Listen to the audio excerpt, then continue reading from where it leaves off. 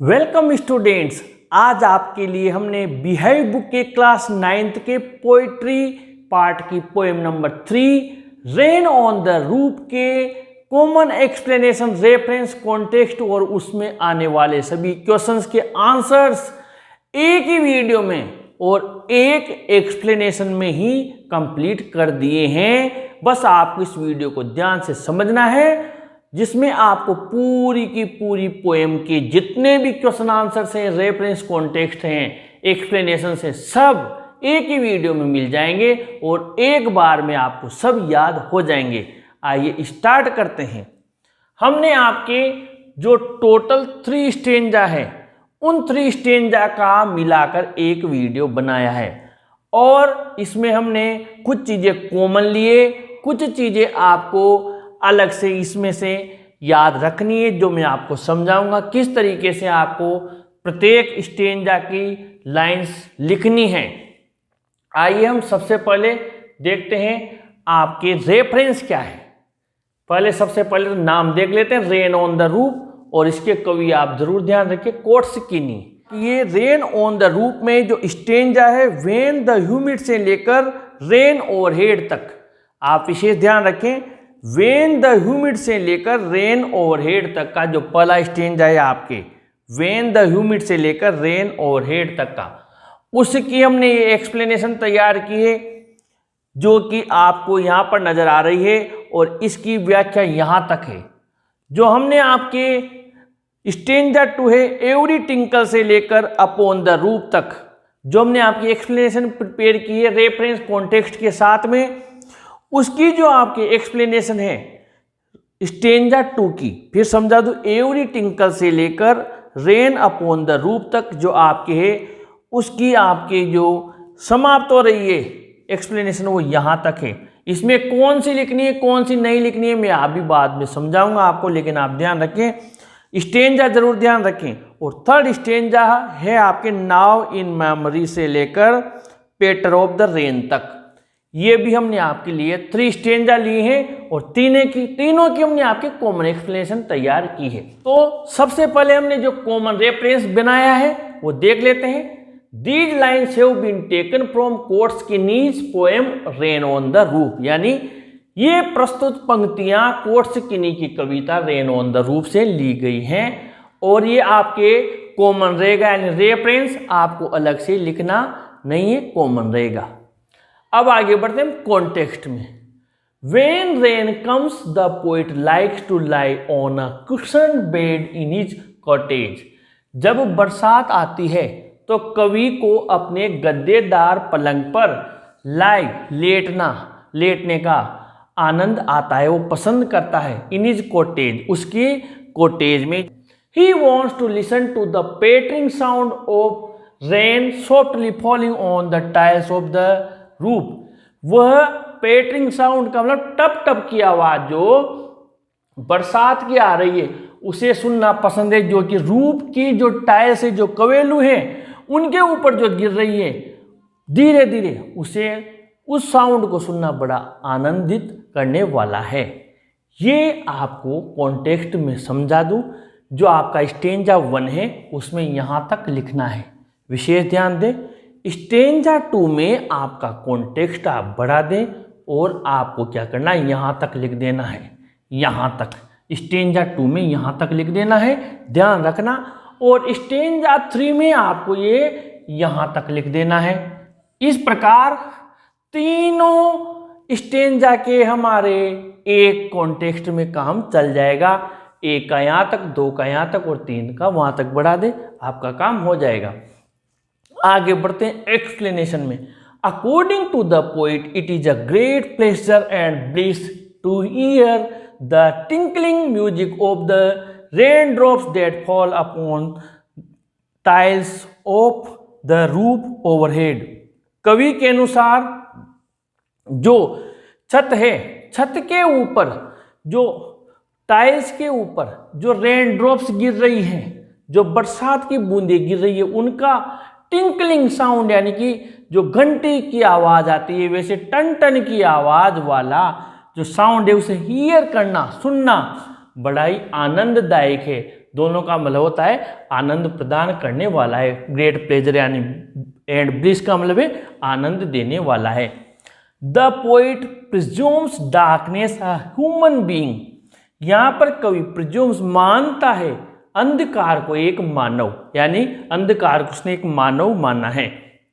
He finds darkness sad because the sky is black due to clouds, वह अंधकार को दुखी मानता है क्योंकि जो आसमान है वो काला हो गया है बादलों की वजह से। He further finds darkness weeping in rainy tears because the rain drops are falling from the black sky, वो आगे पाता है कि जो अंधकार है वो रो रहा है बरसात रूपी आंसू, क्योंकि जो बरसात की बूंदें हैं वो गिर रही है काले आसमान से। The poet enjoys to listen to this swift patter sound of soft falling rain, कवि जो आनंद लेता है सुनने का इस मीठी पेटर यानी पटपट की आवाज, सॉफ्ट फॉलिंग रेन धीरे धीरे गिरने वाली जो बरसात की बूंदें उनकी पटपट की या टप टप की जो आवाज़ है उसका आनंद लेता है, उसे पसंद करता है। तो आपको व्याख्या में क्या करना है, यहाँ तक 1 नंबर की व्याख्या लिखनी है, यानी पहले स्टेंजा की व्याख्या आपको यहाँ तक लिखनी है, सीधी सी बात है। अब दूसरे की व्याख्या यहाँ से शुरू हो गई, भले ही पहले की यहाँ खत्म हो गई लेकिन दूसरे की यहाँ से शुरू हो गई। 1000 dream like ideas become active in his mind, उसके दिमाग में सपने जैसे कई सारे विचार एक्टिव सक्रिय हो जाते हैं। He is lost in 1000 memories about past, वह भूतकाल की हजारों यादों में खो जाता है। These memories wave themselves into a weft, ये यादें वेव बुन लेती है उनको एक ताने बाने में, वेफ्ट यानी ताना बाना। The poets mother comes in his memory, अब आपको क्या करना है, सेकंड की जो व्याख्या है उसमें विशेष ध्यान रखना। यहां तक कॉमन है, पहले में भी आएगा, पहला यहां कंप्लीट हो गया हमारे। दूसरे में ये वाली व्याख्या आपको नहीं लिखनी है, आप विशेष ध्यान रखना, ये वाली व्याख्या आपको नहीं लिखनी है, बल्कि यहां पर कंप्लीट हो गया। यहां तक ये जो लाइन है कॉमन है, सब में आएगी। अब दूसरे का आपको यहां से लेकर और यहां तक लिखना है, ये वाली पहले में ही लिखनी है। मैं फिर समझा दूं, यहां पर पहला कंप्लीट हो रहा है आपके, और फिर दूसरे में आपको यहां से लिखना है और यहां तक लिखना है, यहां तक कॉमन है। यानी दूसरा जब आप लिखोगे, समझ लेना ध्यान से, यहां लिखने के बाद वापस फिर आपको यहां से शुरू करना है और यहां तक लिख देना है। थर्ड में देखते हैं, the poets mother comes in his memory, कवि की माँ उसकी याद में आती है। सी comes as she used to do when the poet and his brothers and sisters had sweet dreams in their sleep, वो वैसे ही आती है जैसे वो पहले आती थी जब कवि और उसके भाई और बहन मीठे सपनों में खोए रहते थे नींद में। टू सी, यह देखने के लिए, whether they were sleeping comfortably और नॉट, कि वो आराम से सो पा रहे हैं या नहीं। Then she left till the dawn, फिर वो सुबह तक उन्हें छोड़कर चली जाती थी, उन्हें संभालने आती थी। The poet feels her fond look on him as he hears the patter of the rain, कवि को उसका वो स्नेह भरा जो उसके प्रति जो दृष्टि रखती थी, प्रेम भरी स्नेह भरी वो दृष्टि उसे याद आती है जब वो बरसात की टप टप को सुनता है। तो ये हमने तीनों व्याख्याएं समझ ली होगी आपने। थर्ड की व्याख्या आपको कहाँ से लिखनी है, यहाँ से यहाँ तक, और ये शुरू में ये लिखनी है, तो कॉमन है ही सही। कॉन्टेक्स्ट मैंने समझा दिया था, थर्ड का यहाँ तक लिखना है, एक्सप्लेनेशन यहाँ से यहाँ तक तीनों की कॉमन है, फिर थर्ड में आपको यहाँ से लिखनी है और एंड तक लिखनी है। तो एक ही व्याख्या से 3 स्टेंजा कंप्लीट हो रहे हैं। अब इसमें आने वाले जितने भी क्वेश्चन हैं उनके आंसर्स भी समझ लेते हैं।